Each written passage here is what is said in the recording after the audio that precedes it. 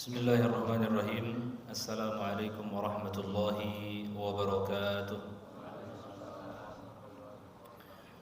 Alhamdulillahilladzi an'ama alaina ni'matal iman wal islam. Asyhadu an la ilaha illallah wahdahu la syarika lah wa asyhadu anna Muhammadan 'abduhu wa rasuluh. Allahumma shalli wa sallim wa barik ala habibina al-Mustafa Nabiyyina Muhammadin sallallahu alaihi wa ala alihi wa sahbihi wasallam. Jamaah yang dirahmati Allah Subhanahu wa taala, kita awali dari mimbar yang mulia ini berdoa untuk saudara-saudara kita yang tengah sakit. Semoga Allah taala mengangkat penyakitnya dan memberikan kesembuhan kepada mereka. Dan semoga yang ada di tempat yang mulia ini diberikan keistiqomahan untuk tetap melaksanakan ketaatan kepada Allah Subhanahu wa taala. Tema yang ditulis oleh DKM pada malam hari ini berkaitan dengan mereka yang didoakan oleh para malaikat. Menukil dari apa yang ditulis oleh Imam Ibnu Rajab Al-Hambali di dalam bukunya Lataiful Ma'arif, di antara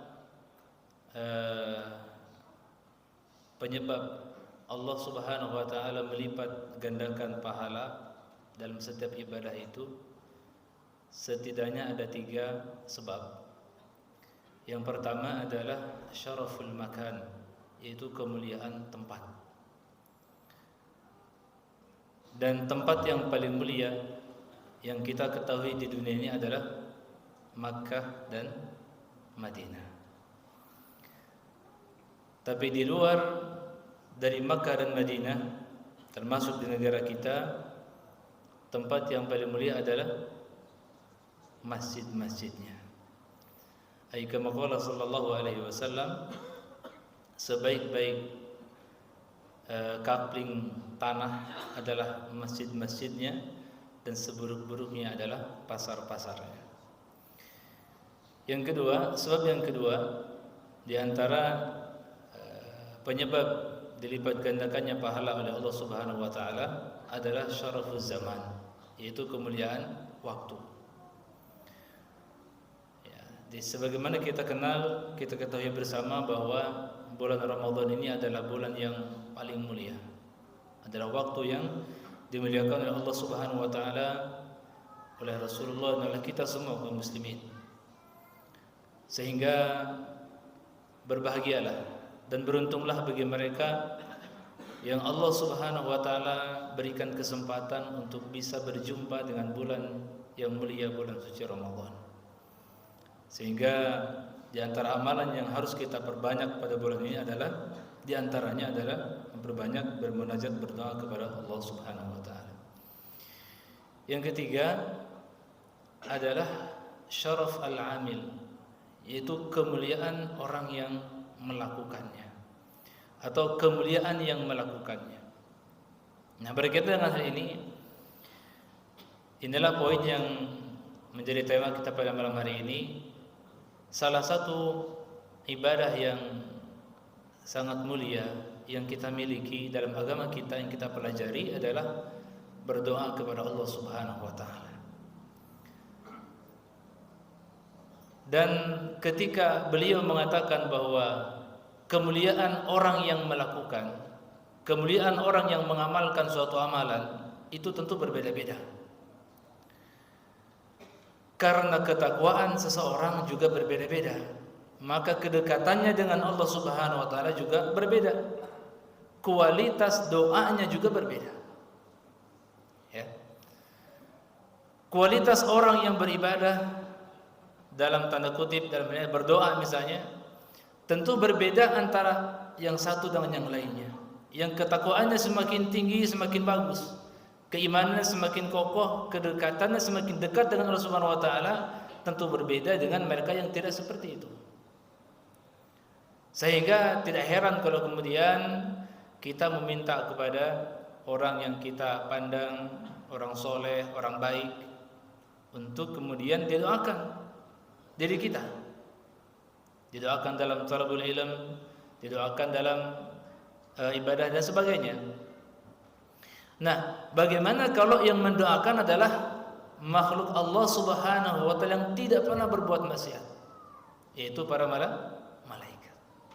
Ya. Kalau kita membuka banyak literatur ya. Ini kan sudah modern zaman ini ya. Tinggal buka saja Google siapa yang mendoakan para malaikat. Nah, untuk mencari kesahihannya baru kita kembali ke kitab Ummahatul Kutub ya. Ada banyak yang didoakan oleh para malaikat. Saya tidak sebut semuanya karena waktu yang cukup terbatas ya. Di antara orang-orang yang didoakan oleh para malaikat yang pasti tidak akan pernah ditolak oleh Allah Subhanahu wa taala adalah mereka orang-orang yang tengah duduk menunggu waktu sholat diiqomahkan, dikumandangkan.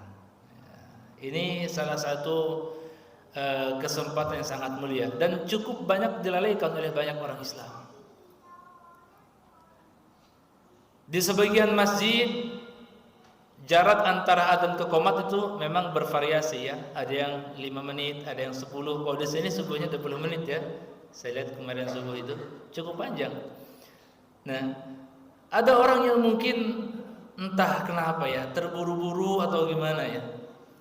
Ketika menunggu waktu qomat ini terkadang bukan diisi dengan ibadah. Tapi diisi dengan menggerutu. Lama betul qomat ini. Ya. Kenapa tidak diisi dengan tasbih saja? Ya. Saya alami ini. Akan lebih tenang ketika menunggu sholat ketika kita isi dengan kalimat-kalimat thayyibah, dengan tasbih, tahmid, takbir, daripada hati ini menggerutu tidak tenang. Kenapa aku mampir ke sini tadi? Ini adalah perasaan-perasaan yang akan membuat kita semakin gundah gulana sebenarnya ya. Andai kata kita memahami dengan betul ya, menyadari betapa mulianya waktu yang sangat sempit ini, maka niscaya malaikat akan mendoakan mereka.